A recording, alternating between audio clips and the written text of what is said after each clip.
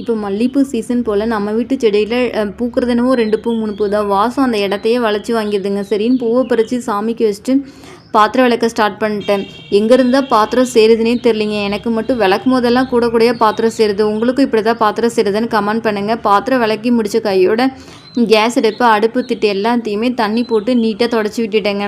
தொடச்சி விட்டுட்டு ஸ்ட்ராங்காக டீ போட்டு குடிச்சிட்டு அடுத்து கடகடன்னு மார்னிங் சமைக்க ஆரம்பிச்சிட்டேங்க. ஒரு பக்கம் சாப்பாட்டுக்கு அரிசி ஊற வச்சுட்டு அடுத்து பாவக்காய் பொரியலுக்கு தாங்க ரெடி பண்ணிகிட்டு இருந்தேன். பாவக்காயை நல்லா வாஷ் பண்ணிட்டு குட்டி குட்டியாக கட் பண்ணி ஒரு வடை சட்டியில் எண்ணெய் ஊற்றி கடுகு மிளகாய் கருவேப்பிலெல்லாம் போட்டுட்டு பாவக்காய் எண்ணெயிலே நல்லா ஃப்ரை பண்ணிவிட்டு உப்பு மிளகாத்தூள் மஞ்சத்தூள்லாம் போட்டு நல்லா வணக்கிட்டு அந்த பக்கம் குக்கரில் பருப்பும் வெந்துருச்சுங்க. உடனே கத்திரிக்காய் முருங்கைக்காய் போட்டு சாம்பார் வச்சுட்டு பருப்பு தண்ணி கொஞ்சம் எடுத்து வச்சு அதில் ரசமும் செஞ்சுட்டேங்க. மார்னிங் 8:30க்கெலாம் எல்லா வேலையுமே முடிச்சிட்டேங்க.